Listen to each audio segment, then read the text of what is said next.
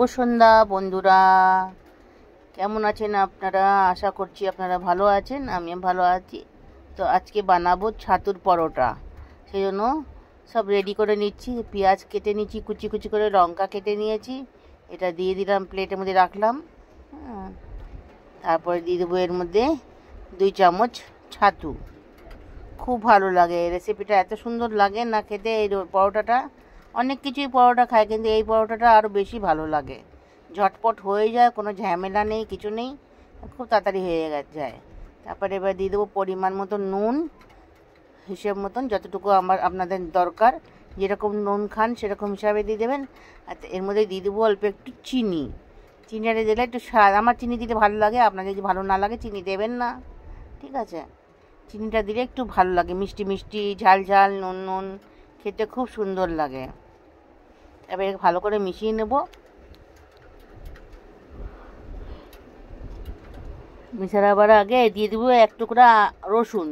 রসুনটা নিয়ে একটু এই ঘষে দেবো, ঘিসটি দিয়ে গ্রেটার দিয়ে ঘষে দেবো, ঘষে মিশিয়ে দেবো। এর মধ্যে দিয়ে দেবো একটু সরষের তেল, দিয়ে মিক্স করে দেবো ভালো করে। অলরেডি একটাই তো, ভালো করে ঝেড়ে নিলাম ওটাকে। এবার সরষের তেল দিয়ে ভালো করে মিক্স করে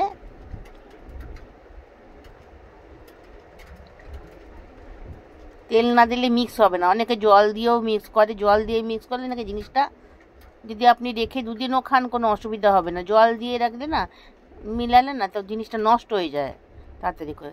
তেল দিয়ে মিশালেই বেশ ভালো। এটা তো পরোটা করে লিট্টি করলেও খুব ভালো লাগে। করবো একদিন লিট্টিটা করলে, লিট্টির রেসিপি আপনাদের সঙ্গে শেয়ার করব। আজকে পরোটা বানাচ্ছি, তাই পরোটা রেসিপিটা শেয়ার করছি আপনাদের সঙ্গে। ভালো করে মিশিয়ে নিতে হবে। পেঁয়াজগুলো একটু ভিজা ভিজাতে তো সব, তার সঙ্গে পেঁয়াজ ভিজা, তারপরে ওই তেল দিলাম, দিয়ে একটুখানি বেশ দেখুন কি সুন্দর মাখো মাখো হয়ে গেছে ব্যাপারটা, হ্যাঁ না। এবার চলে যাব আমি কিচেনে, রান্নাঘরে চলে যাব। রান্নাঘরে আটা মাখা আছে, এই যে মাখা আছে। 2 পরোটা বানাবো, সেই জন্য 2 লেচি কেটে নেবো। সবটা বানাবো না, রাত্রিবেলার খাওয়া তো, 2টোই বানাবো।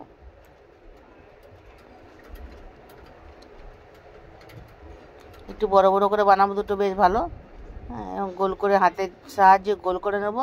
গোল করে নিয়ে বাটি মতন করে তার মধ্যে পুরটা ভরে দেব।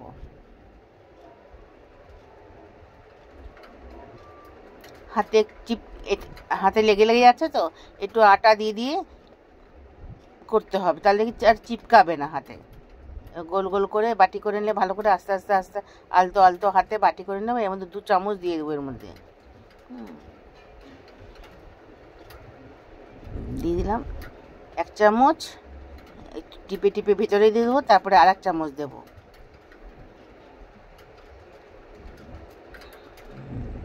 ভালো করে টিপে টিপে ঘুরিয়ে ঘুরিয়ে এটাকে মুখটা বন্ধ করতে হবে।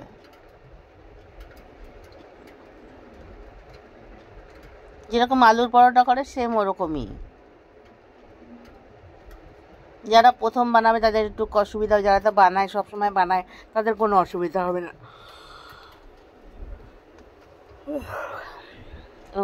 অন্যটা 2টোই একসঙ্গে বানিয়ে নেবো, তারপরে গিয়ে বেলবো।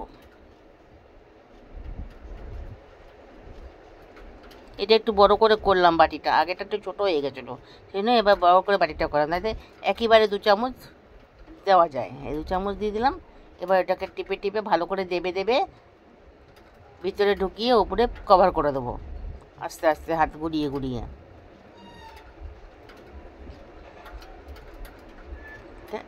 এই মুখটা বন্ধ করে দিলাম।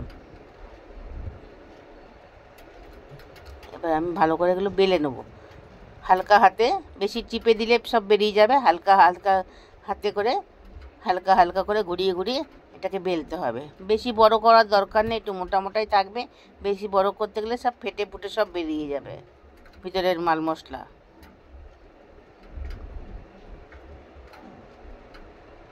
কি সুন্দর হয়েছে। তাওয়াও গরম হয়ে গেছে আমার, তাওয়াতে দিয়ে দেবো এবার।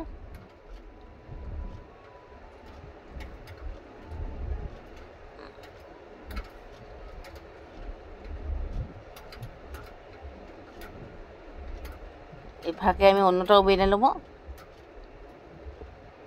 বেলা হয়ে গেছে অন্যটাও।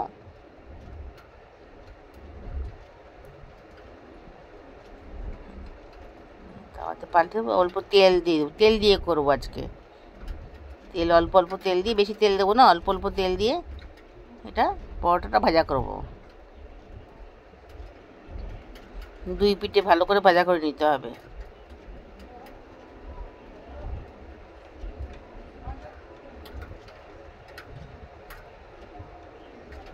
কি সুন্দর ফুলছে, একদম ফুটবলের মতন।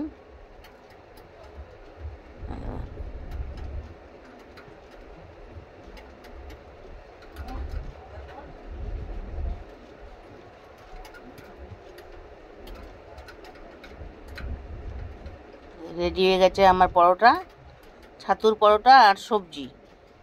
সবজি তো ঘরেই আছে, আলু, গাজর, বিনসের সবজি বানানো হয়েছে আগে, সেটা রেসিপি শেয়ার করা হয়নি। ঠিক আছে, এর সঙ্গে খেতে খুব ভালো লাগে খেতে। রাতের বেলা ডিনার হালকা ফুলকা এরকম খেয়ে নাও। আর ব্যাস, যদি ভালো লাগে ভিডিওটা একটা লাইক, কমেন্ট, শেয়ার, সাবস্ক্রাইব শুরু করবেন।